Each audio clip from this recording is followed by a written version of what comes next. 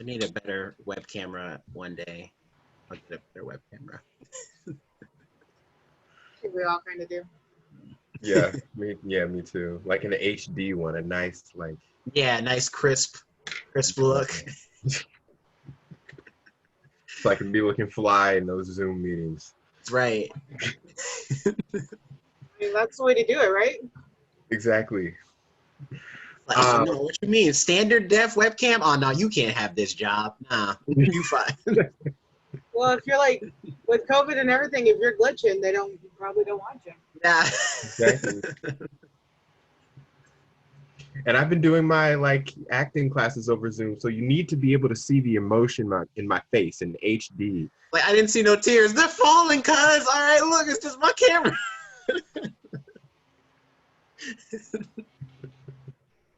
All right, are we ready? Mm-hmm. Okay. Hey everyone, welcome to Behind the Usher Station. We are back at it again. I am Jonathan. I am here with, to my left, if it's the same on my screen, Jerome. It is the same on my screen, at least. It is not. I'm in the corner, but go ahead. And I also have Alex here. Yo. Hello. And today, for our first episode since our like mini hiatus, we wanted to talk about a Netflix series that recently just dropped its second season, highly anticipated second season. And you know, everything at this point is highly anticipated because we're all locked inside. Exactly, and we need things to watch. Most of us have already watched most of the Netflix catalog, so anything that's new is highly appreciated.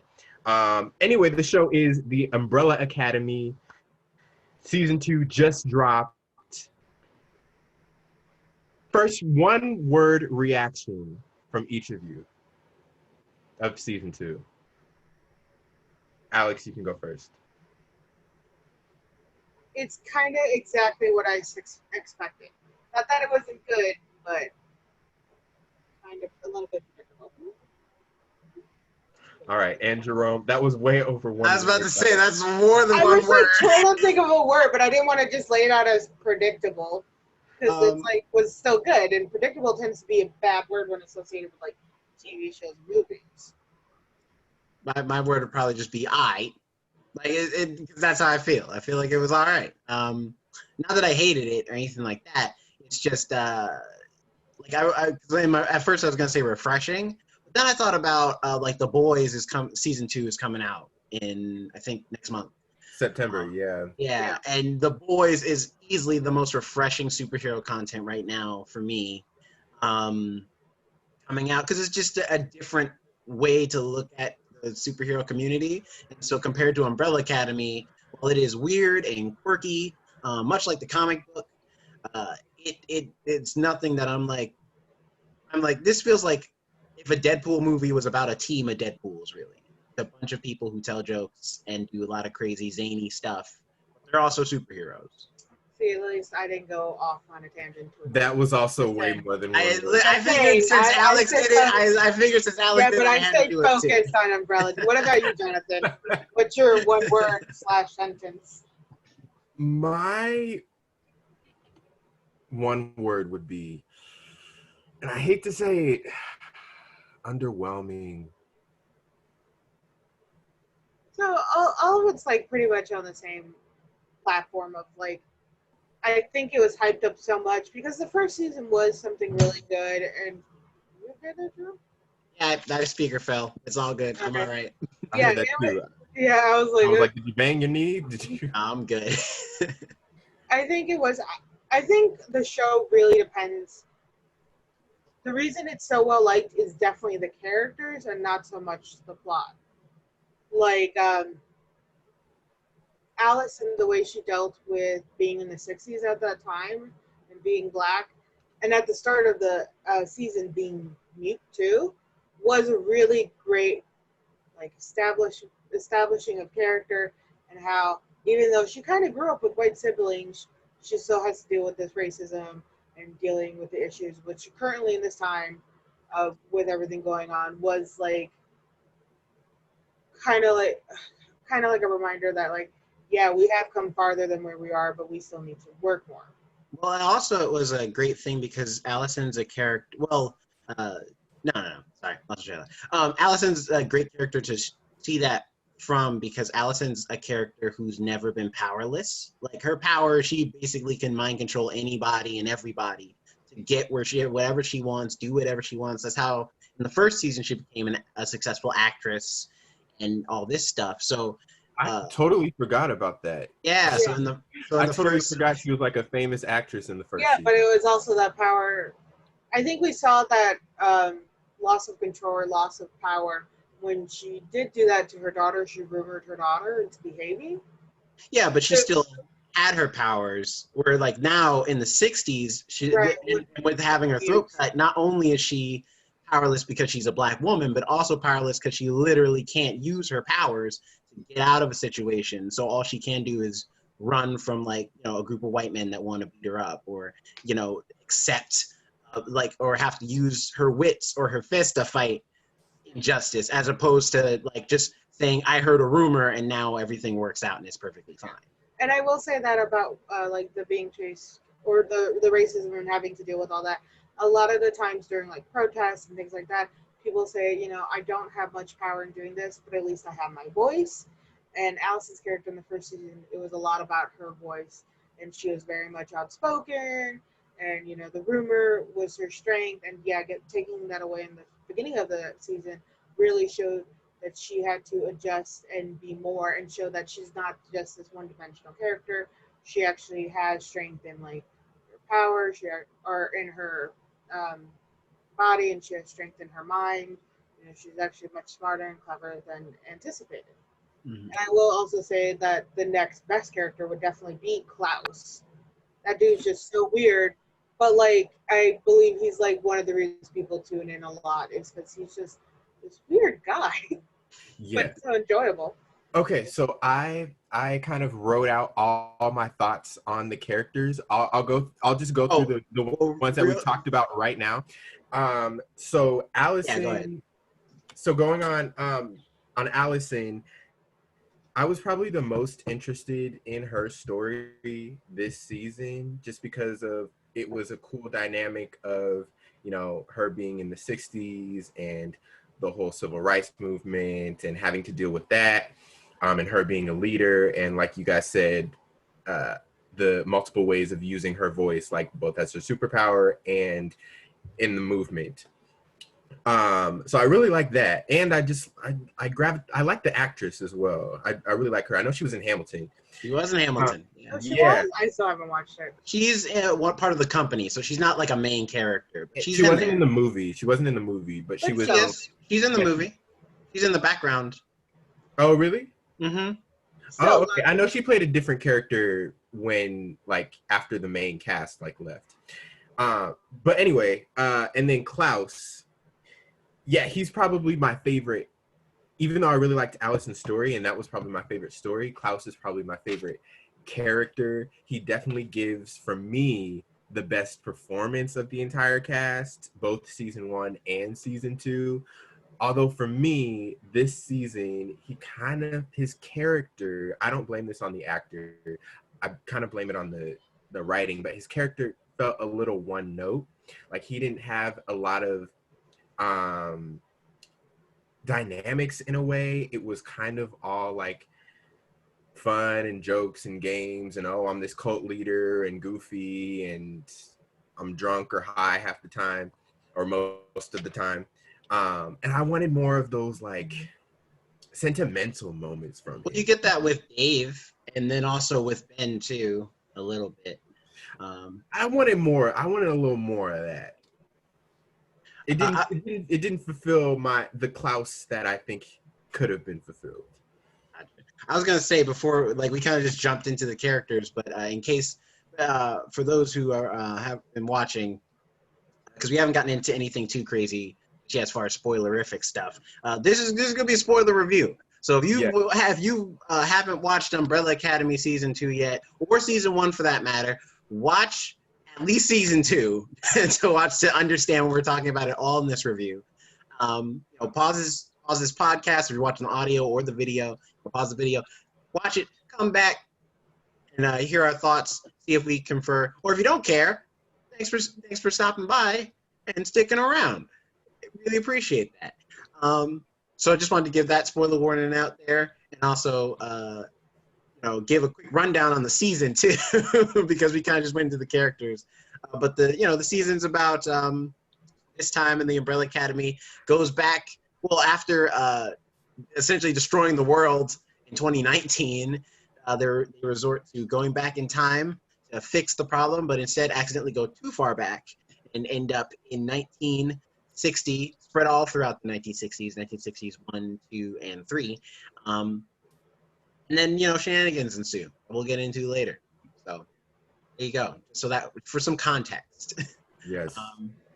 Anyway, I'm curious to hear you. I'll do my characters later, but I did write that in my run a show notes. So you guys go ahead and give your thoughts about the other characters, the other siblings of the Hargreaves siblings, and then I'll come back later.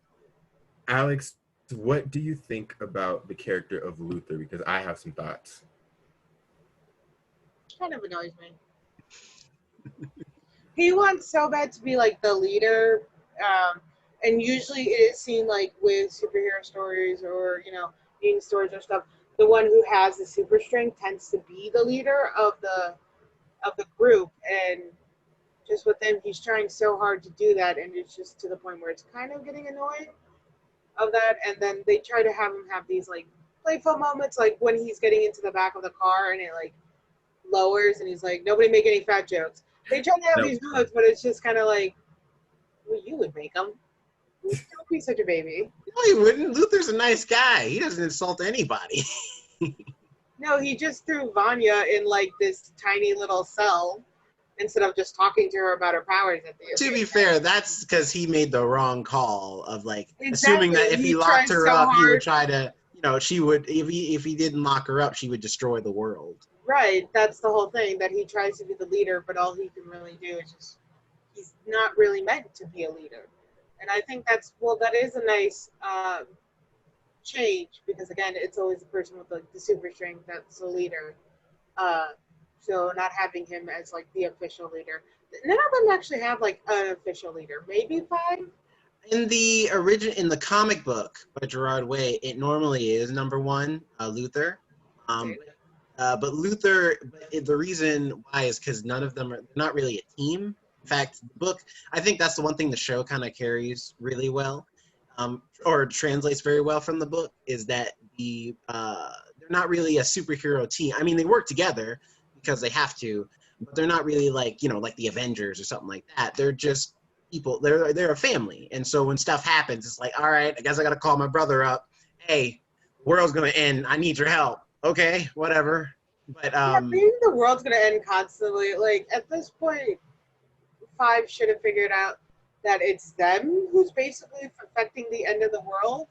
And honestly, I would have just killed off consequence. To be fair, it's not them, it's Vanya, most of the time. Right, and then they're keeping an emotional attachment. And just to make sure, just kill them all off. Okay, I'll give my thoughts on Luther. Going back to Luther, I'll give my thoughts on him real quick. So I, like you, Alex, his character, not necessarily annoyed me, but I couldn't really connect with him this season or the first season. I feel like his character was one of the ones that wasn't as necessary to the storyline.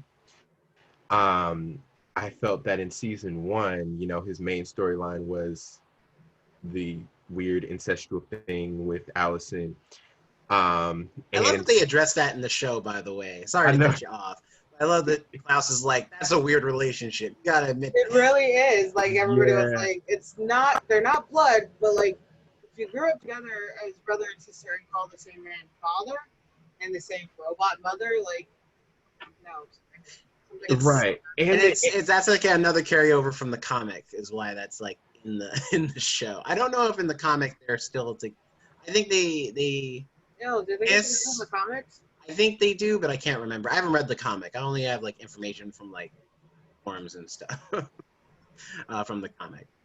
I thought they were gonna drop it all together and just like reference it like tongue in cheek, but then at the end, when he like saves her from mouth to mouth resuscitation, you could tell that was a clear like moment. Well, I like though that they do. It wasn't like a thing where like Luther is like, you know what, she's married, but I'm gonna win her back. It's more like a thing where Luther is like, all right, well, she's married. Nothing I can do about that. And this guy's actually really nice. Like and just accepted it. It's still weird for me. I don't think they needed to put that in the show. I kind of understand why they did. It seems to be part of Luther's underlining character. But I still like was like, oh no, there's no. I think the way they use it in season 2 is better than the way they used in season 1. They kind of played off as like, oh, isn't this a sweet, cute romance? And in season 2, yeah, they had an entire like dance number. Yes, yeah. Season 2 plays it as like, no, this is like it's a thing in the show, but it's more like a joke, really. That's not really what we're gonna focus on. We're gonna focus on other things. But isn't it funny that at one point they were like technically romantic with each other, and it's like, oh, yeah, sure, a little funny. Because I know from like looking in the Twitterverse, I know a lot of the fans didn't care for that storyline that much in season 1. Which I don't understand that, because all these people are like didn't have a problem with Jaime and Cersei Lannister in Game of Thrones. Lots of people had that problem with that. I had a problem with that. I had a problem with that too. But I'm just saying, a lot of people were just like, oh, it's whatever. I'm like, what do you mean it's whatever? It's not whatever. They're like blood, and they're blood brother and sister. It's not even like they're twins too. Like the same exactly. It's not even like the same relationship. Luther and Alicent are not blood related at all. I think they just grew up in the same house versus Jaime and Cersei. Well, they didn't just grow up in the same house. I think if you call it the same adults, mom and dad, you should not have romantic feelings towards each other. That's what I mean by they grew up in the same house. You know, they grew up in the same house. One more thing on Luther. I don't know if anybody else noticed this, but in season 1, I like to do, like, when I watch TV and movies, I like to do this thing of like, okay, spot the person who isn't actually American, who's using an American accent. And I knew within like the first 2 episodes that the guy who plays Luther was not American, because his accent came through in many, many lines. And this season, I was like, okay, don't let me down. Please, I hope like your accent coach like saw the footage and like straightened it up a little bit. And he was doing so well for the first like 5 episodes. And then in like episode 6, there was a line where he was like, they're gonna be against us. And I'm like, nobody caught that. No American person says against. And then it went downhill from there, and I just could not stop hearing it. But overall, it was fine. It just bothered me. I mean, my biggest problem with Luther is just they made him so much dumber in this season than the first season. Like in the first season, he's not, because he's not supposed to be the smartest in the room, but he seemed competent. Like if there was a mystery to be solved, like Luther, it might take him some time, but he might solve it. Versus in this season, like especially with the Olga Faroga scenario, I was like, okay, I expect this from Diego, because Diego is simple. I don't expect this from Luther to just be like completely on board for a lot of the dumb stuff the two of them get into. Going on that, what is Diego? What is his point in this story? Okay, let's go to Diego, because he is tied with Luther for me for the most like unnecessary to the story. I was not interested in Diego's story this season. I was not interested in Luther's story. Everybody else I was at least moderately interested in, but him, and also that wig they had him in the entire. That's true. Yeah, I'll give you that. Is it a wig? I wasn't sure if he grew his hair out of wig. No I wig. assumed it was a wig, but I was like, maybe it might be his hair. I don't know. It was split in the middle, but it didn't. You could tell that it was clearly not attached to his head. But I like that split down the middle. It's not real hair. I like the ratty hair because because he's been in a mental institution. Because when I saw the promotional material, I was like, why is his hair so long? And then it's like, okay, he's been in a mental institution. He isn't worried about cutting his hair. That I makes will say Diego kind of now looks like Klaus's brother because of wild hair. Long hair. But yeah, I never found Diego's story interesting in the first season and in the second season. And like I understand his power, but I don't think it's as prominent or necessary as all the rest of their powers. He can change the trajectory of things. Well, he can change the direction of projectiles. So anything he's thrown, or even bullets, rockets, technically, because they don't show, because of the budget, they can't do like all the amazing things his powers can do. But he could technically, like, if you launched a nuke in Diego's direction, he could hypothetically either stop it or point it, like, or turn it a different direction. So he's pretty powerful. They just don't use his powers as cool as they could because they don't have the budget to do like 1,000 awesome things aside from changing a knife's direction real quick. That's true. That might be it. That they're not giving him the more use of his power, but that's honestly what it seems like. And Diego, although kind of cares for his siblings, is always like, I'm a lone wolf, and it's like, then why do you keep coming back? Yeah. I liked Diego's story this season because I felt like it was a commentary on every like time travel movies big thing, because his whole arc, even though it got annoying at times because I was like, man, we got bigger problems to worry about, but is every time people is like doing stuff, all of a sudden he'd be like, yeah, but what about JFK though? And I'm like, what about him? Like, let that man die, okay? He cheated on his wife, okay? He needs to pay for that in some way, shape, or form. So don't even worry about that. I mean, he's not wrong. Like, he had Marilyn assassinated and everything. But the point is, like, no. All views expressed by co-hosts are not indicative of the Besides, he had Marilyn Monroe, and then he died a happy man. Okay, that's yeah, but he had Marilyn Monroe murdered, him and his brother. that is the conspiracy. It's true, Jonathan. Don't try to deny it. This is not a conspiracy episode. I stand by what I say. But I liked Diego's adventure because I felt like his storyline spoke to like all those time travel movies where they're like, oh, we're back in time, why don't we just kill Hitler? And then, but also that like trope in every superhero thing where there's always like vigilante or whatever who feels like it's my job though to protect the world, and it's like you have a serious hero complex. Like, you got to get over yourself. The world is bigger than just you and all the things you want to do, and more importantly than that, trying to live up to some standard that your father has that you'll never match because his standards are too high. So I liked his like, I think if they hadn't met their father in this time period, that storyline would have fell a lot more flat for me. But because they address his relationship to his dad carrying over from season 1 into this season, and then they have another heart-to-heart where his dad's younger, and he still kind of is the same person, and so it challenges Diego to kind of change his attitude and change as a character from this person who feels like he always has to be the big hero all the time to a person who cares more about just being a part of his family and doing the best he can with them. I like that change in that character because that's all he was in season 1 was the vigilante guy. Rephrase as the wannabe vigilante guy. He wasn't really a vigilante. Right. Yeah. So it's like. Yeah. So I feel like in season 2 they kind of finally have a Diego. At the end of it, we have a Diego who's now over that. Who's like accepted himself and accepted his family for who they are, and isn't about just being some big hero, but rather is about being part of the family and being part of the Umbrella Academy. I thought I had daddy issues. These characters take it to a whole new level. I mean, you would too. Hargreaves is a dick. I have daddy issues. I'm not trying to destroy the world or save JFK.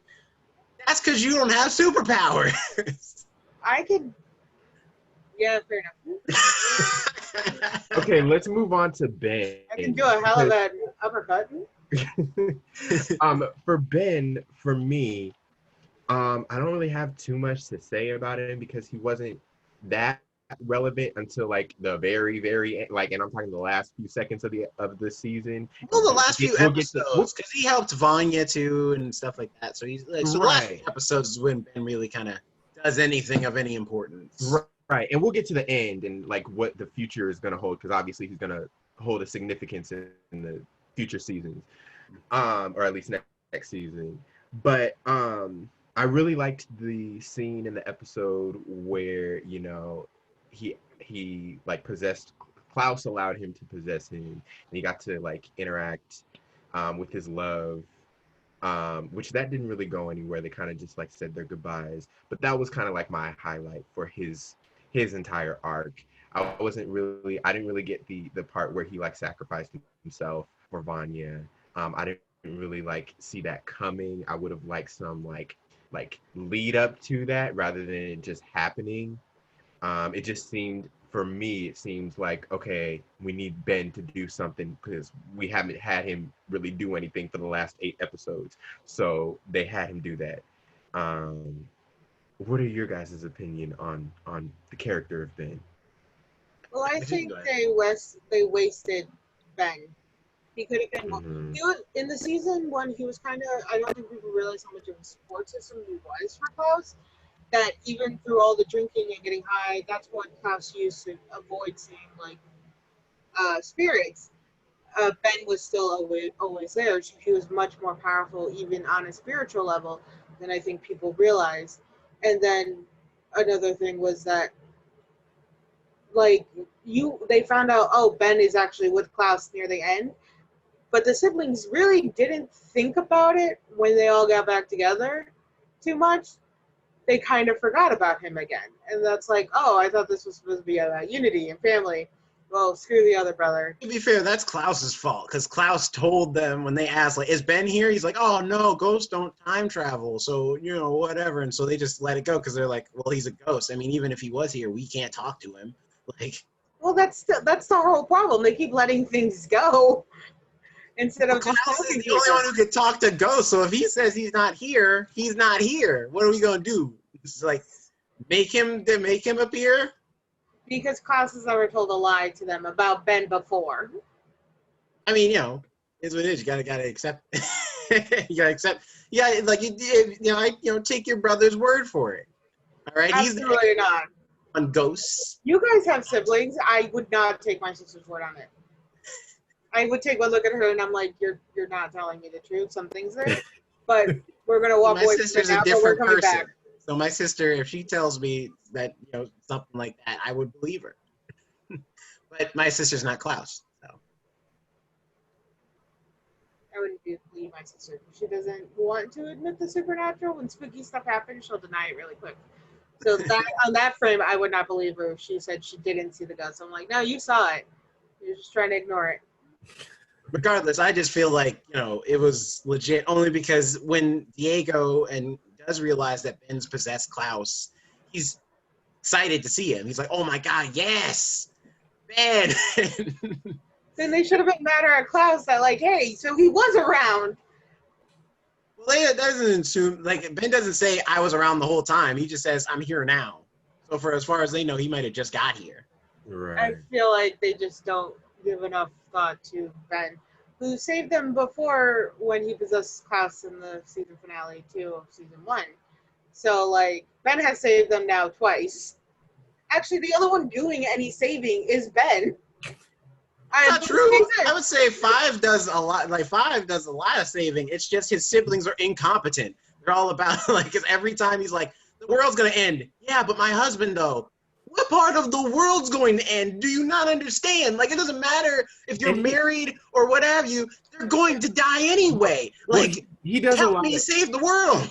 He does a lot of and let's just move on to Five while we're at it. You said that Klaus your favorite character. Five is my favorite character. I can see that.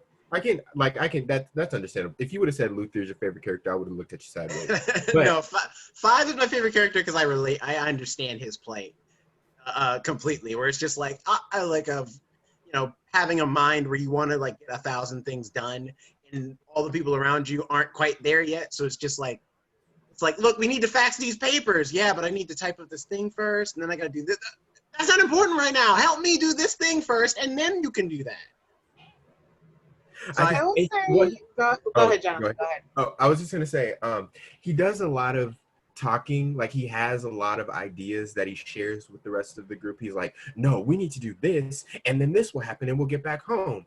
We don't necessarily get to see those plans because someone ends up ruining them. So we don't necessarily get to see all those plans come to fruition. So for all we know, his original plan could have gotten them all killed. His original plan could have, like, I don't know, brought them to prehistoric times and they would have never been seen again.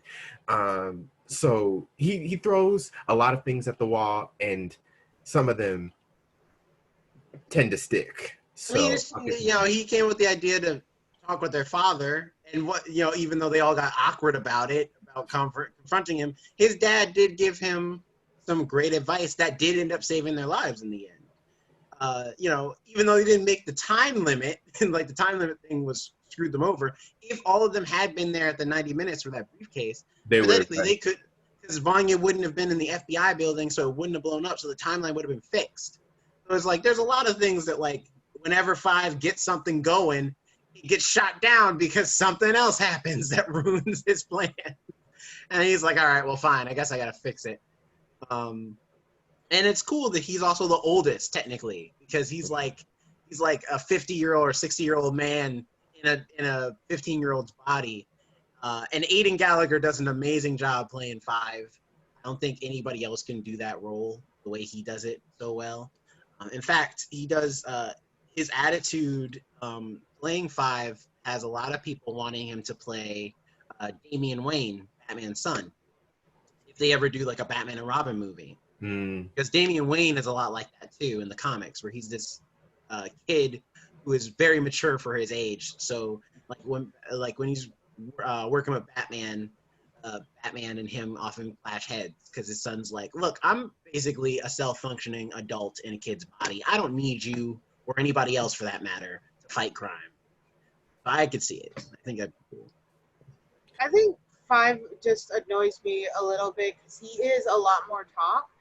And for a planner, he doesn't take into accountability the way his siblings are. Because, like, I'm very much like that. I know how people are. And I don't want to make it... The way I make it sounds like manipulation, but it kind of is. You find the way that people are. Like with my sister, she has severe ADD. I learned simple tricks to make sure I can hold her attention during a conversation. I hold stuff. I'll hand things to her. She gets confused, but she's focused to why there's something now in her hand. And the fact that he has not learned how to figure out his siblings in a way that can make them work together, he just wants his plan to go. But then he needs to remember, oh yeah, my siblings are this way. Allison really cares about her husband. Well, then let's include the husband then. Or, the way Vanya is, she's still very sensitive and very delicate because of the way she was treated her whole life. Well, maybe I should be a little more sensitive towards that, or, Luther needs his ego stroked or whatever. That's the whole thing. He just constantly is rattling off plans. And like you say, they change all the time. He has to adjust. But it's that he hasn't learned his siblings, even spending a certain amount of time with them and trying to figure out, like, okay, I have to get them to act this way. What are the breadcrumbs I can leave so they'll follow? And I know that sounds like manipulation, but it kind of is. You kind of have to trick them a little bit because you know who you're dealing with. Yeah, because it's kind of like they all have ADD. They're so focused on something else, even though you're right, the world is ending. The world's ending. JFK is going to die anyway when the world ends. So it's really important to save him right then and there. I think it's because at least based on because this season 5 is a little more apologetic at times. Like when Vanya's like, I'm gonna go back to like when Vanya and him have that spat where they're about to like use their powers on each other and stuff. Like he lets it go and he's like, whatever. Like or even there's even times when he explains to her what happened when she doesn't have her memories. He leaves out her ending the world. And I'm not like I maybe need to rewatch it to figure it out because I'm still not sure if that was a thing of compassion, of being like, hey, I don't want you to like I don't want to dump everything on you just yet that you blew up the world. But you know, or maybe, or if it's a thing of like, I'm compassionately like, I don't want you to think you're a monster. I don't After think that telling you was that you have powers, really or if it's just compassion, though. him just omitting it because he's like, it's not important. I think it's more out of fear because basically Vanya's power become great when she's upset or she's emotionally unstable. Telling somebody they almost ended the world, she's going to feel guilty. She's going to feel upset. So I think he did it more as a precaution, which he learned his sister and how she is. I think he did it more out of precaution and fear than he really did compassion, because I don't see Five having too much. Like, he cares about his siblings in a certain way that he doesn't want the world to end with them, but at the same time, he doesn't like care that much to spare their feelings so much. He's still very not insulting to them, but He's like, very blunt. He's just a yeah, blunt he's very man. blunt. So I don't think he did that out of compassion. He definitely did that out of like caution to make sure, like, okay, let's keep her leveled enough that she's not gonna have a freak out and blow up the world again. Yeah. Speaking of Vanya, I actually wrote this down because I wrote this as Vanya and representation, because Vanya has is the other, like, we have Allison to represent for the civil rights and the black audience. Vanya represents for the LGBTQ audience, and also has a great storyline. So what do you guys think? well, Klaus is also kind of that as well. I guess, Yeah, yeah. Klaus I is guess, you know too. what? That is true. Klaus is too. What do you guys think about Vanya? For me, I wrote down that I think the most. Okay, where do I start? I think Ellen Page brought a great amount of sympathy for the character. I was the most sympathetic for Vanya as a character because, especially, I loved the element of her having amnesia, in that, like, basically she has to be told and find out, rediscover her powers, like in the first season. And I thought that Ellen Page did an amazing job. I'd probably like give her, like, she's on par with Klaus for the best performance of the series for me. As for her storyline, I was pretty interested in her storyline because it fit with the rest of the story. It fit well for me with the rest of the story, as opposed to some of the other stories which were just like random and out of left field. So yeah, and she also brought that sympathy, so that helped for me. What about you, Jerome? Oh, for me, honestly, I think that while I don't hate Vanya's story, I felt like for me, I felt like that was the one that was the most out of left field, only because of the fact of, like, it's a completely different person, like, from season one. In season one, we have a Vanya who's, because of all of her childhood trauma, she's very closed off. She's very introverted, and very shy. And so, which, I mean, leads to the conflict of the first season where she meets that guy who essentially manipulates that and turns her into her. By the way, her code name in the comics is the White Violin, which is why she has the white suit and everything at the end of the first season. And so he essentially turns her into the White Violin, as you know, her in the comics. But this season, she's loses all of her memories, and so she's like this completely different person who's like happy and helpful and stuff, which is fine in some ways. One of the things I saw on Twitter that was really interesting was one person who said the thing with Vanya this season was that it felt like first season Ellen Page was playing Vanya, and this season Ellen Page is just playing Ellen Page. I Uh, can see that. of this nice person who's this gay woman who loves to do good things for people. She takes care of this Kind kid. of quirky. Yeah, quirky, who's on this. She takes care of this kid who's on the autistic spectrum, possibly, or something like that. So it's like, but and also I think it just has her storyline is one of those things where it won't. I feel like it won't have. it won't bear fruit until the next season, because even this season she has that random thing where she puts power randomly in Harlan. We don't get that explained. Harlan's, the son of the farmer girl. We don't get that. Isn't explained how she did that, or if that is a power that she even has. Like, can she just transfer power to anybody, or is it like a special thing? Because now at the end of this season, this kid now has powers thanks to being connected to Vanya. We don't know the extent of what they are just yet, because I guess that's going to be the next thing in season 3. But still, it's one of those things where I was like, okay, I feel like this whole side plot with Vanya was just to set that up, to set up possibly a new villain or a new ally for season 3. But that's it, because I don't think we're going to see Sissy again. I don't think any of the things that happened with Sissy are going to bear too much weight on Vanya, as much as the stuff she got into with her family this season. So I don't know. We'll see. That being said, though, I still thought it was nice to see a happy Vanya for once. To see a Vanya who's not afraid to use her powers, even though she still doesn't fully know how to control them. She's not like when they're at the dinner table with her dad, and she's like, "No, I got this." Bam! Just explodes the whole table. I thought that was a cute scene. Also, when she's hanging out with Klaus and Allison, and they're day drinking at the salon, that was also a cute scene. I love that. So overall, I liked Ellen Page's Vanya, and I liked Vanya's stuff. I just feel like her storyline might not be as important as the others this season, as much as it'll just be important for next season. How about you, Alex?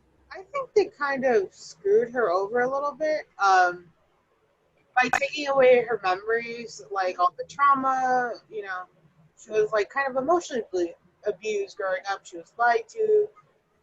She was forced to kind of hide who she was, and like they made her repressed so badly, and then just taking it all away, and now suddenly she's a happy person. It's somebody who's gone through a lot of trauma in her life. Even if you don't remember some stuff, it's underlining, it's there. And I think they took away that personal growth from Vanya that could have been so much more. Mm-hmm. And I think it could have been a great way to show how, just like in the season 1 finale, her powers are really tied to her emotions. And almost kind of like, what I'm thinking is kind of like the Hulk, where they tell her to, get angry on purpose, allow her to express that and feel that anger that she has towards her family, towards her father, and let it be able to burst out in a more useful way.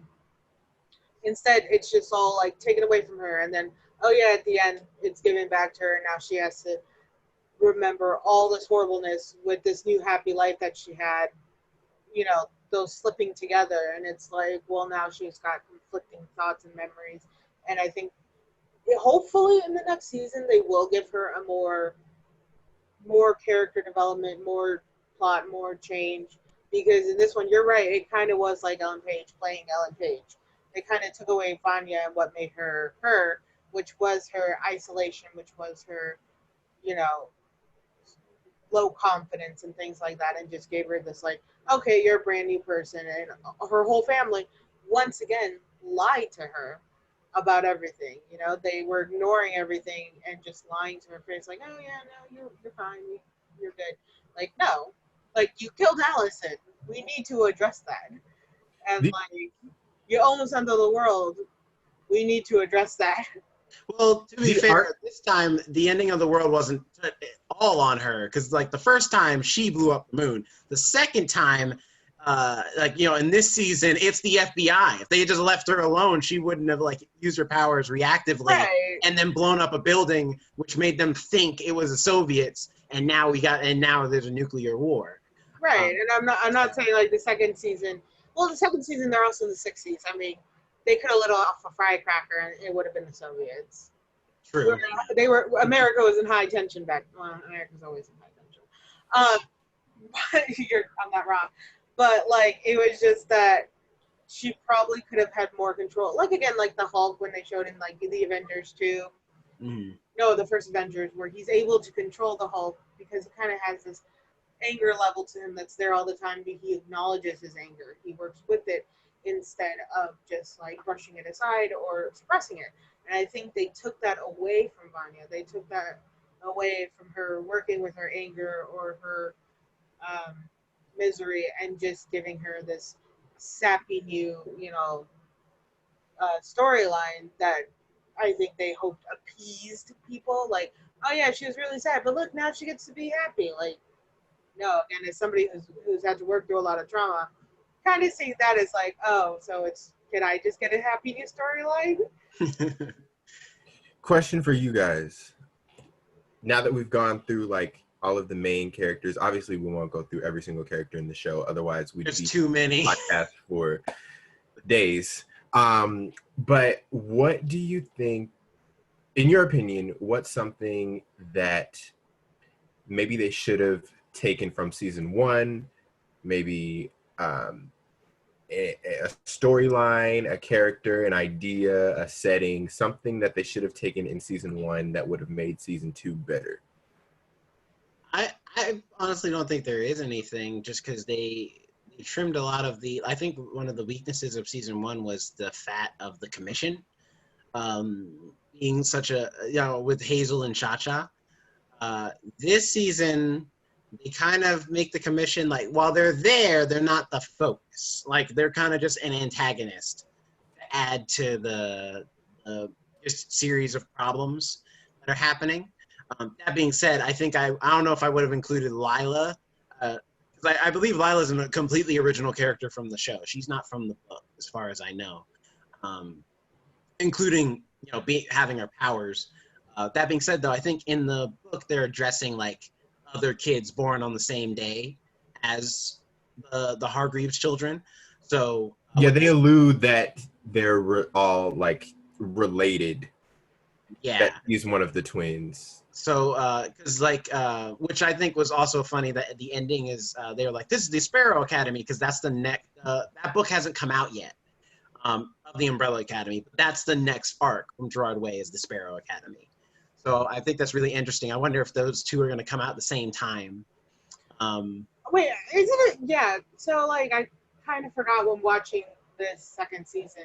They all like the women all just suddenly got pregnant. Like there was like 63 of them, right? Mm-hmm. Something of that nature. So doesn't that mean they have all the same? I don't want to say father, but like probably creator. So that means that Luther and Allison are kind of related. Well, we don't know because they come from the same. But you gotta think that's entity. Yeah, entity. There's some former entity that just knocked up 63 women. All different mothers, yes, but you have to admit that means they're kind of genetically related if this occurred at the same time. You assume that it's genetics. We're in a world where like there's time travel and aliens and all types of other stuff. For all we know, it might not even genetically, they might be completely different and it's like something else. There are over 7 billion people on this earth. Do we really need to get into semantics when it comes to yes, if you can find somebody else? Here's the thing. I'm saying to Jerome's point, like, do we need to I'm just saying like, I'm just saying this is a world that doesn't make sense. So trying to make it make sense seems futile because for all you know, next season they'll be like, actually no. Actually, these women, all the genetics are completely their own, and it just happens to be alien goo that was spilled on them, and it doesn't even apply to their genetics. It just it's still a blurred. I don't know. I'm just saying it's still a weird connection. No, because like speaking of like, let's say just general cloning. Cloning tends to involve women because it's the XX chromosome. It's actually harder for them to create the Y chromosome. And so for them to have a factor of the Y chromosome, they most likely need a paternal genetic material. Since there's no paternal genetic material really within women, because of the XX chromosome, it's very unlikely. So that means there has to be an entity of a Y chromosome or something that's created. So they're weirdly connected by Jonathan an entity or some being or alien species, which means in a weird way they are related biologically. Yeah. Just saying. Because their moms got pregnant in that weird same ways. Yeah, I think they should have brought that from season one because they did add new characters and stuff. Like going more into depth of like how they all came to be, basically. Or asking their dad, hey, can you write down like the name of the other women you met? Or like write down the name of our moms, because it'd be nice just to be like, hey, I know you. Mm-hmm. I think they kind care. of like what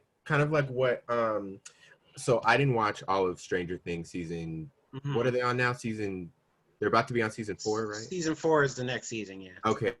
I didn't watch all of Stranger Things season 3, but I know it from the one episode or two that I did watch. They kind of went into the other, like 11. They kind of went into the other like 11s, basically. And season 2, they bring up they find like one other girl, and then everybody hated that episode, and so season 3 they don't even address it. Like we never even see that girl ever again.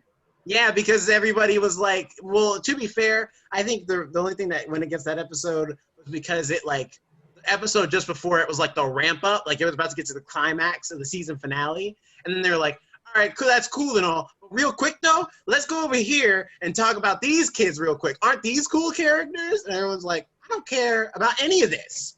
Well, what about alien dogs? Maybe that's why they didn't go. Maybe the Umbrella Academy saw that and was like, yeah, we're not going to go down the road of who are the other, even though they kind of did.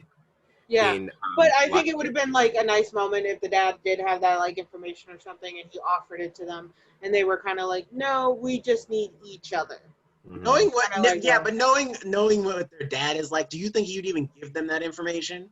Like if they asked him, he'd probably be like, what do you need that information for? You don't need anything. You need to be doing is training. Go out there and go save the world. You don't need to know where your mothers came from. They all sold you away anyway. That's true. They did like straight up stuff. They did. That's child trafficking, by the way. For me, kind of like what Jerome said, although I kind of wanted more of, I would have liked it if, Mary J. Blige, made like an appearance in like an episode. I think it's just because I like Mary J. Blige. But I didn't think she was all, I mean, I liked having her in the show, but I was like, oh, I'm sorry, Mary J., this ain't really the role for you. I feel like you've been better in other stuff. I'll give them that, yeah.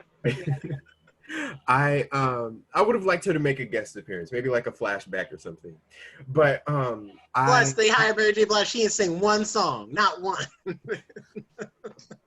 She's an actress in this. She's more dynamic than Listen, name one movie Beyonce's in where she don't sing a little bit. Mary J. Blige is not Beyonce.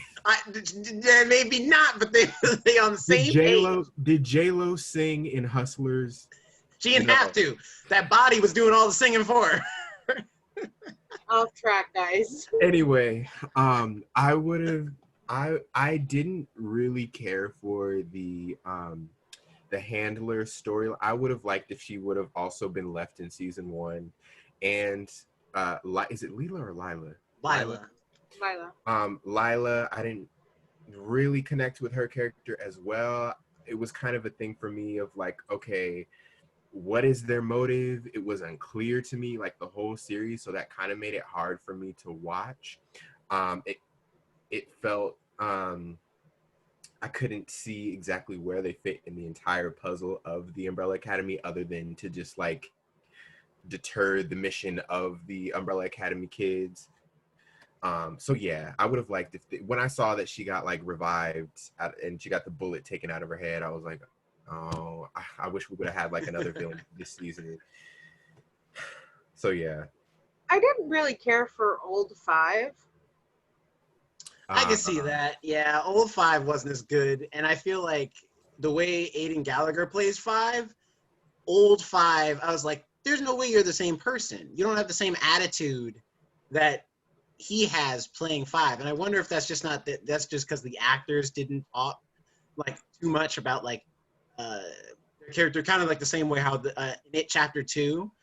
All the adult actors talk to their kid actors.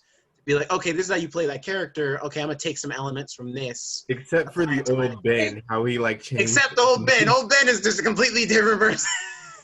Leave Ben alone. I like Ben.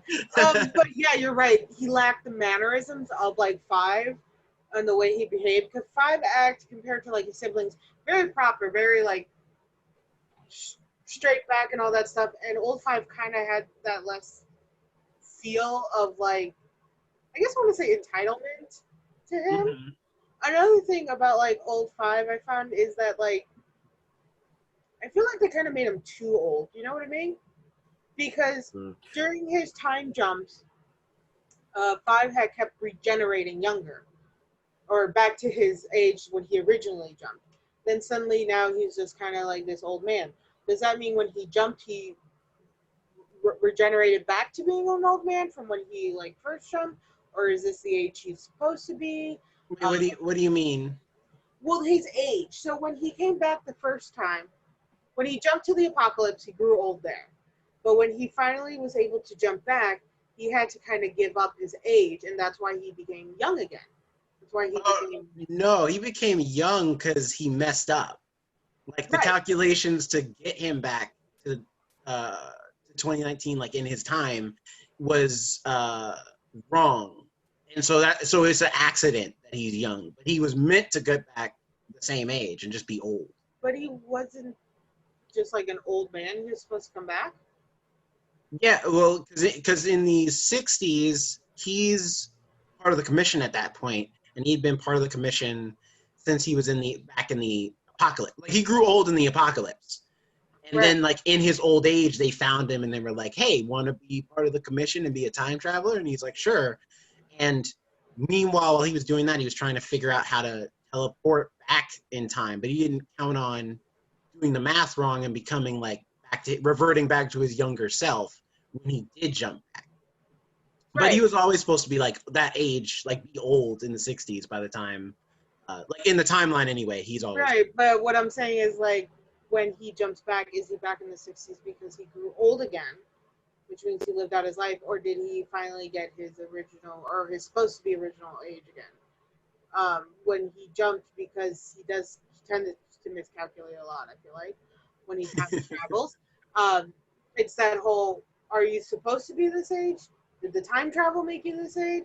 Did you decide you want to be this age? And I think it would have been nice to see him like an old 5, almost on the same age range as the siblings, to kind of level the playing field. To be I like, thought okay, you're trying to like make it seem like I'm a little child. Well, now I'm actually your age, and so it kind of levels the playing field. Making him kind of older is kind of like, well, you're kind of an old man. We don't really want to listen to you either. Mhm. Well, I mean, it's just that's another thing. It's like when you're dealing with a show that's like based off a comic book, there's so many things where it's like you're not gonna like, and plus people love 5, so that's probably also why they didn't change it. But I imagine it's also a thing. Like, in fact, I think in the comics he's still a kid right now.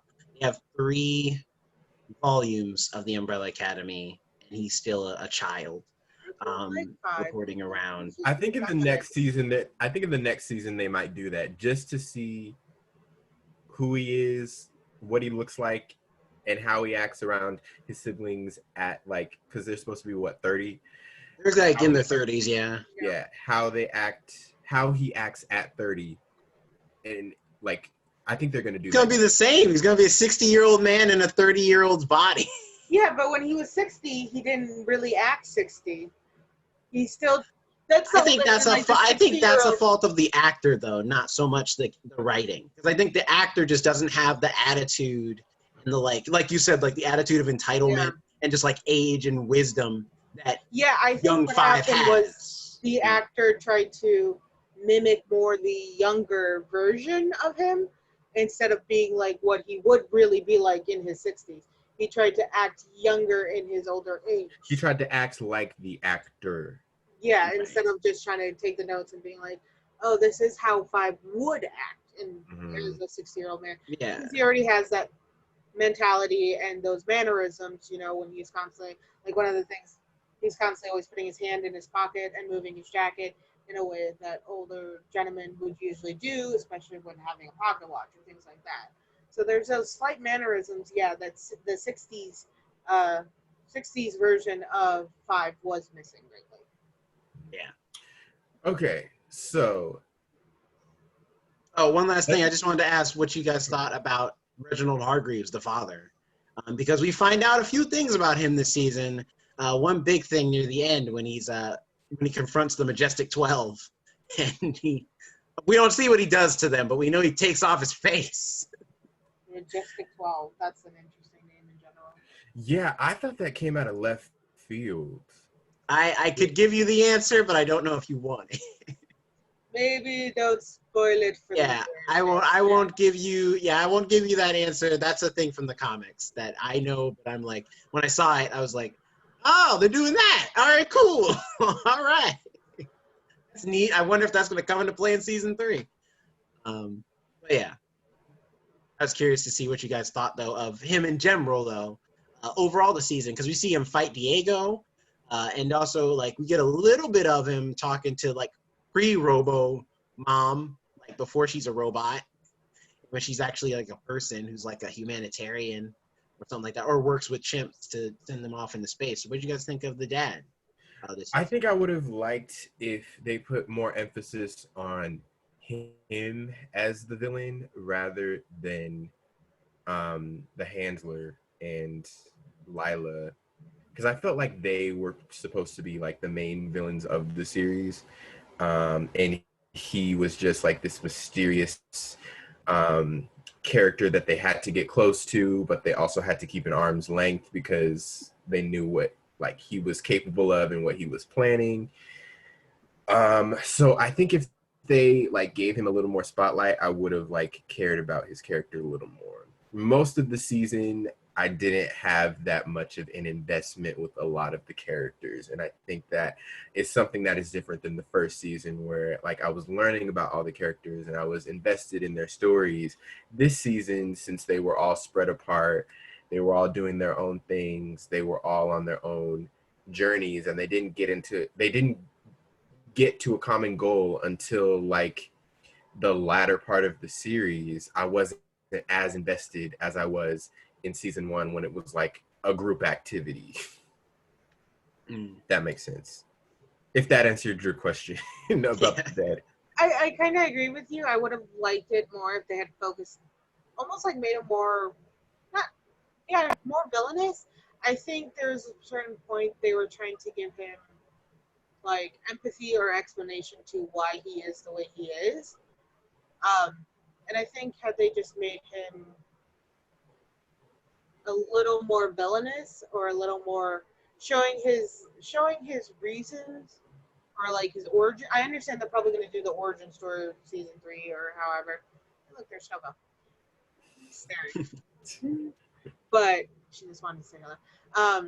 I think had they given a little more of the menacing side and tried to make him less empathetic in a way, because they all went to their father. Even though they're grown people who dislike their father, they still ran towards him. And it's like, well, no, you should remind them why he is actually the bad guy in their life story. I think, though, well, to be fair, I'm coming at it from a person who has comic knowledge of who this person is. But I think the reason why they focus more on his understanding who he is and why he is the way he is because he's not, I look at him as not a villain as much as just a person who is difficult. Like he is like, because as Pogo said in the first season, like he loves all his children, but in a way that isn't traditional. Like he's not going to hug you. He's not going to tell you good job, because that's just not who he is. But at the same time, seeing like, when Five came to him as an old man, he respected him. He's like, no, you're actually like the coolest of my kids. I'll help you out. I'll give you some information or whatever. It's favoritism. In season, well, not Five, but also in season 1 when Vanya, like even though he treats Vanya terribly, once like when he sees Vanya play the violin, and she's just like, "Can I play the violin?" He's like, "Sure." He takes it and plays it. Like he smiles when he's hearing her practice her violin. So it's like I think he's just a person who is so hard edged on the outside. It is hard for him to show emotion and stuff like that from an outside perspective. And I know people like that, where it's like you don't get anything from them that seems like warmth or care. But that doesn't mean they don't. It just means that they're just not the person who's about giving that to you in an outward position. And that just comes from trauma from probably their childhood or things that happened to them that made them not be good at expressing themselves in a way that is healthy. And instead they do it negatively because that's all they know. So I think that's where they're trying to go with his character. I don't know if that's true or not. We'll have to see in season 3. But I just, from experience of knowing people that are like that, where it's like they love you, but they just don't know how to say I love you. And so they'd rather just like be like cold to you. um, so Well, like but in the that's spirit alright. of So trying that's to make the. you the best you can be as the way they see it, I can see that. I can see where. But I still feel like that's just trying to create empathy for him, and I just don't have it. I'm like, you're kind of a jerk, and I think they're just trying to justify his actions, and it's like, no, then you could have been better. In the Plus, I end, think it's the end for me. It's like you could have been better. You had multiple chances and multiple times as you saw these children's powers grow, and he could have just done better with it. Not necessarily, I'm not saying like give him hugs and kisses him, I love you, but just in the way he handled like Vanya's powers and handling like all their powers and just the lies and the manipulations he did. I think they gave him too much sympathy for that, and they really need to hold him more accountable for it because it did affect Vanya. Well, they took away Vanya's storyline for that, but it did affect Vanya so much that she just became a shell of a person in the season, in the first season. And I think he needs to be held more accountable to that. That's all. All right. Now, speaking of season 3, at the end of this season, we see that the gang has successfully traveled back to 2019. They get back to their home. They see everything looks normal until they see a picture of Ben on the wall. They see Reginald Hargreaves, and he tells them that they've created the Sparrow Academy. well, he just says this isn't your home. This is the Sparrow Academy now. Right. We see these shadowed figures, and then one of the shadowed figures comes to light, and it's Ben. So obviously this means in season 3, we're going to have a new crop of characters who are the Sparrow Academy, and it's going to be this sort of dueling who's going to rise up to power. What are your guys' predictions or thoughts on the ending / predictions for season 3? I thought it was very dramatic when they revealed Ben. You're right, with the shadowy figure coming out of the darkness. I like that Ben's alive again. I think now that Reginald's alive again, they do gotta hold him more accountable and like try to figure out why he tried to commit suicide or why he created the illusion of it in the first season too. When it comes to the Sparrow Academy, well, the Umbrella Academy was called the Umbrella Academy because Reginald had bought a company that was like called Umbrella. So why was this one called Sparrow? So I think it has to do with that. Harlan, by the way. But I'll let you finish. Sorry. Yeah, that's fine. Yeah, I want to make sure that they address that to why is it now the name has changed and when it changed, and also when they say it's not your home anymore, is it due to the fact that like none of them live there and they all have their own separate lives, or is it that now they have to interact with their other timelines counterparts? Because when it was seen with 5, he was just ripped from the timeline and tossed into the future, and he came back. So he was ripped from that chunk of time. However, they were thrown back and they created their own separate timeline. So technically, they have their own timeline that they belong to. Now they're in the new one. Is it means that they're going to have to challenge themselves, basically? I'm wondering.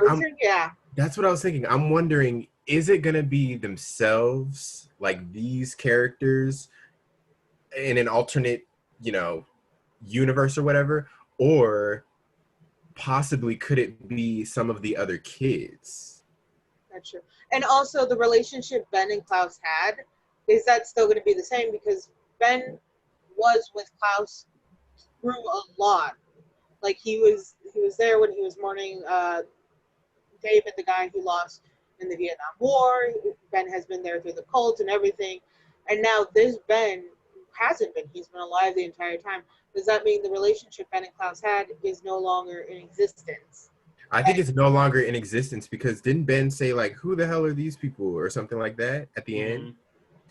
Did he? So He did. Yeah, that was his last line. That Oh, was the mhm. that's last line. right. That's right. So that means that whole relationship is out the window, and I would love to see how that affects Klaus, because even though he doesn't want to admit it, the only reason Klaus has never been alone, even through all the drinking and the drugs, he could never get rid of Ben. He now has lost Ben, and Ben was like, whether he wanted to admit it or not, I saw him as a support system for Klaus, and now he's just lost it completely. Mhm. I was gonna say you were asking about the name of the Sparrow Academy. I think it has to do with Harlan because that little bird thing he likes to hold or whatever is a sparrow. And we end off them. They leave the 1960s with Harlan having powers. So I wonder if that power that Vanya had, where she could spread powers around, if they're gonna play with that, and he's spread powers to other kids. That has led to the Sparrow Academy. My other prediction is that they're going to go with the comics because in the comics, the Sparrow Academy is just other kids that were born on the same day. They just made their own extra team called the Sparrow Academy, and they have different powers and stuff. And they, granted, they're only in the last little bit of the last book, so we don't know all the details about the Sparrow Academy. That's why I say like the next book is going to be all about them. From Gerard Way. But for now, all we know is that they exist in the same timeline, and they're just like another group of kids. I don't know if that's what we're going to do in the show. Maybe in the show it is like there's like Jonathan was saying, where it's just a new universe, like or another dimension or something like that version of the same characters, but now they're younger in 2019 instead of back in like 1980 or whatever. Nonetheless, I think that'll be a big thing that will come into play. I think we'll learn more about Reginald Hargreaves. I wonder if they'll call him by his name, by his super name, because everybody has like code names. His code name's the Monocle. I wonder if they're going to call him that. Probably not. That's an awful name. Well, it's because his monocle. That's why, like in the first in season 1, when they're like, "Oh, did you find Dad's monocle?" I was like, "Oh snap! Are they gonna make?" Because there's a big thing about the monocle too in the comics. I just think of Mr. Peanut when I hear monocle. So. So that's like I think they're gonna focus on the dad a lot more. We're gonna find out more about him and where he comes from and why he even like made the Sparrow Academy or the Umbrella Academy. And I also think we'll see Lila again, even though I don't necessarily want to. I think that character is going to show back up again. Let her have her moments. Yeah, they very much left it open because she just like disappears into the portal. I think they may or may not, depending on how people are reacting to Lila. That's why they left it open. But nobody seems to have that positive. I don't want to say positive. It's not positive or negative. Nobody really cares about that character. Yeah, it's like they have to give. Yeah, and either they have to give her a redesign, which they possibly could, because shows like to do that. They like to bring back these old characters and be like, "Oh, look how new and shiny and badass they are," or something, and bring back a new Lila and show it as a different design, or just like do what they did in Stranger Things, where they're like, "We're gonna ignore it," and technically she didn't exist in a technicality way. She didn't exist, did she? So I just hope they give. Oh, sorry. Go ahead. Oh, I was just gonna say she was a great actress. Like her performance was great, but yeah, I didn't care that much about the character. I don't think she got the character wasn't well written out. She's a good actress, I will say that, but yeah, the character wasn't the best or needed really in the storyline. Yeah, I just think for me, my only hopes is that like some of the characters that got shafted, like I hope Diego grows still more in the next season, because I feel like I like the trajectory his character's going of not being this hero anymore and being this guy who's of not being this hero, and he's growing. Wait, what? I'm laughing because of the like your Alexa or whatever turning. Listening to us. I didn't know if you guys heard that. I heard it, yeah. Yeah, we heard it. I saw you jump, really. I want to see that. I want to see Vanya get like, okay, I don't want to see them reset Vanya again. They already did that now with season 2. So let Vanya just be Vanya from this point on and just do her own thing. And then everybody else was fine. So I hope to see more better from them. Yeah. I hope that they go with the like these are new characters, like these are other people who were born on this same day, because one, it'd be interesting to see like who they cast and what their different superpowers are, and just like it'd be an easy way to introduce new characters, because shows love to introduce new characters after every season. So it'd be a new way, an organic way to introduce a new set of characters. Another big thing for me is I really hope they can show the progression of their powers, because it was seen with Klaus in the first season that he can allow Ben to possess him and then be able to use his ability. And like Vanya's power can go from tiny to apparently giving her abilities to somebody else to like a massive nuclear explosion. None of them show any other growth in their power. 005 does with time travel, and even expresses in the first season like, hey, I'm ready to take my powers to the next level. And so it shows that there is a possibility for growth. There is a possibility for their powers to develop into something new, or grow into like a tree. Like there's branches of their powers. I think it would be nice to see that with like Diego. I think if they gave his powers a little more leeway, like maybe instead of just trajectory, it can show into like telekinesis or something else, something to make it show like he is growing as an individual. As they grow as individuals, their powers grow, but it shows that like none of that, and Klaus got like that one moment back in one. Interesting they've nerfed some of their powers, because Klaus can technically fly. Like in the comics, Klaus's powers is that he can speak to the dead, but he also can be able to like fly, but as long as he doesn't have shoes on. And so in the comics, he never wears shoes, so he can fly, but he levitates all the time. In fact, he barely is ever on the ground. And when they have that scene when Klaus is being lifted up in the sky, I was like, oh, they finally gave him his other power. And then it's like, no, it's just Ben holding him up and stuff. Well, that would have been a nice way to see it. Like, it hasn't been seen that the spirits that follow him can float. So that was kind of a neat thing to show that, like, yes, it can physically grab him and he can move upward. And he can almost, maybe like a manipulation of the spirits, like he can force them to make him fly. Mm-hmm. I walked around barefoot a lot. Now I'm missing a bone in my foot. I say always wear shoes now. Yeah. I yelled that a lot, and now my feet are all messed up. Also, another reason why I hope they cast new people is because I don't trust Luther with having to, say more words with an American accent. So I will say I knew Luther wasn't an American actor, or that because I actually watched him in Merlin back in the earlier 2010s. That show was great. I love that. He was a knight in that one. And compared to, and just like in this show, compared to like the knights, he's a big dude. He was like a tree. And he's still like a tree. Yeah, in fact, they said that apparently when he got the role, they didn't require him to get fit for the suit. He decided to anyway. He's like, no, I think he assumed that he wasn't going to do prosthetics for the gorilla body, or not that many. And so he's like, yeah, I'll just get big. I'll get as big as I need to play the character. And then they're like, yeah, but we have this gorilla suit. So have to get like that size. But we're glad you did. I mean, it won't feel as heavy. Yeah, like Merlin was like 10 years ago or something. And that dude was huge compared to all the other characters. So when I saw him in this, I'm like, dude, how did you get bigger? I'm like, it can't be real. But then, I had learned that he had worked out more, and I was like, holy hell, is that healthy? Which, I mean, he was big in Game of Thrones, too, when he was in that show. Hopper was not in Game of Thrones. Mm-hmm. He played, I forget, it was a small role. He didn't play anybody major.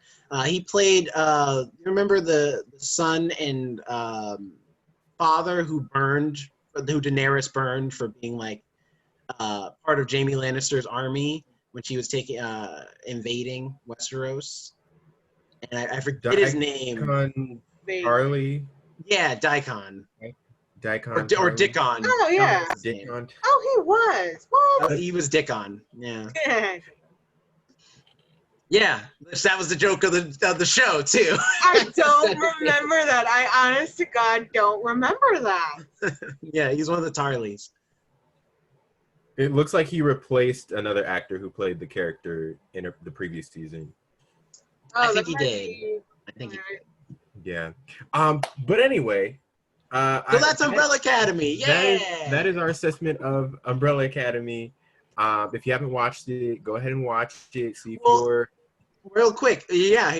Do you guys recommend it? Do you guys, based off of after everything you said, do you recommend someone watch a season 2, or do they or maybe wait? Or I what do you mean, guys we're think? in quarantine. I've Yeah, what watched are you a gonna couple do? episodes of Supermarket Sweep. So at this point, if you have, Oh my God, I love that show. you can watch. I don't even lie. I wanted to be so badly on that show when I was younger. I used to remember planning out points and pricing and stuff like that. I No, never watched it as a kid, but I remember like hearing about it. I never watched it. Yeah. Honestly, I recommend Supermarket Sweep more than this because I get so much more excited with the Supermarket Sweep, and when they find that pricing and they got to run it back up to the cash register before they run back. And like, I totally recommend that. Umbrella Academy. But I think Umbrella Academy is good. I just think, again, it's like predictable. Like, you can kind of tell where they're going with these storylines. And I think they could have had more character development with certain characters than they did.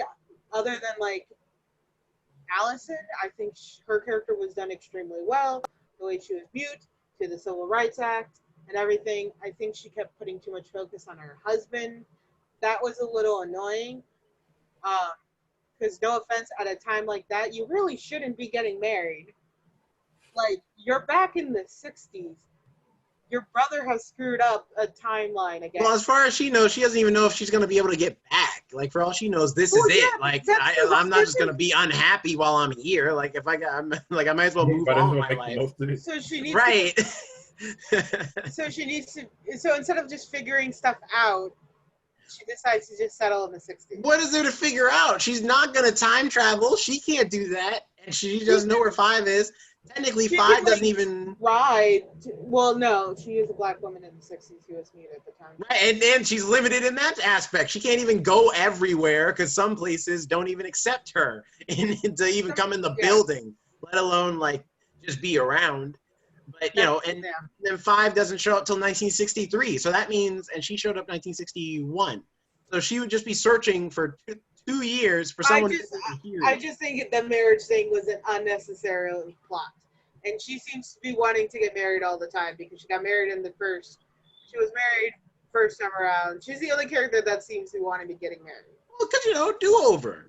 Messed it up the first time. Hey, listen, go after it a second time. You know what I mean? We learned from before. Oh, yeah, because, look, But she didn't rumor anybody this second time around. She was like, I'm not going to use my powers this time. I'm just going to let it flow. I come from a family who often do multiple marriages, and let me tell you something. Usually, if the first one's not working out, the second one's not going to work out. First one was going good. Ray's a good guy. He's a good man. He believes in justice. Fist in the air. Black Panther. Anyway, he's a good man, but her issues are stemming from her. That's what I'm saying. Jerome, I'm not saying about Ray. Jerome, would you recommend season 2 of Umbrella Academy?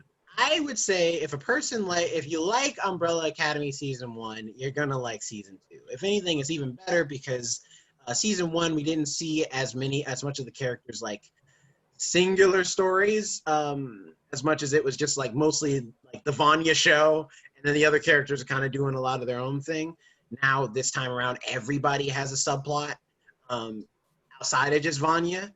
But you still get some of the fun moments. Klaus is still hilarious and has great stuff with him. 5 is still 5. I would say a lot of the jokes land a lot better this time around, even though some of the villains aren't as important, especially the Swedes, who are completely forgettable characters in my opinion. But overall, though, I think it's it's an alright season. And if you're a fan of superhero shows right now or whatever, this is a good one to just watch, and especially during this time in quarantine. What else are you watching? So Sure. watch the Umbrella Academy, and then come September, watch The Boys season 2. Mm-hmm. With that being, oh, Alex, were you gonna say? No, go ahead. Okay. With that being said, we'll do a review on The Boys season 2 as well. So look out for that. With that being said, where can we find all you lovely humans at? Alex. Most likely just Instagram at Living My KS Life. I still plan to change that name, but have no success in figuring out. What about you, Jerome? You can catch me on Instagram at not Jerome Rhett. I'm always up there, not posting anything. But I'm thinking of changing that. I'm gonna get my social media game up. I'm gonna get it right.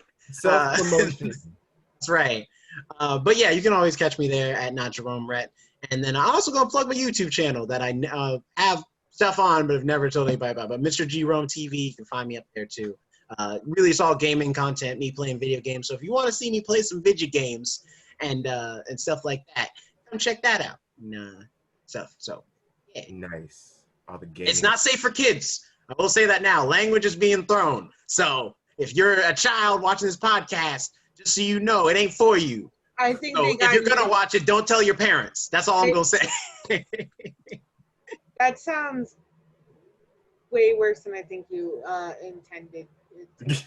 I'm just saying. It didn't land. Language-wise. Language-wise. No. Listen, I mean, to saying. be fair, Last of Us 2 did have a sex scene in it, so there's a little bit of nudity here and there. So, just all right. Anyway, Jonathan, where can we find you? All of my content is suitable for all ages. You can find me at Jonathan Keys. Instagram, Twitter, whatever. And yeah, that's our review of The Umbrella Academy Season 2. And we will see you all next time. Bye. Yeah. Bye.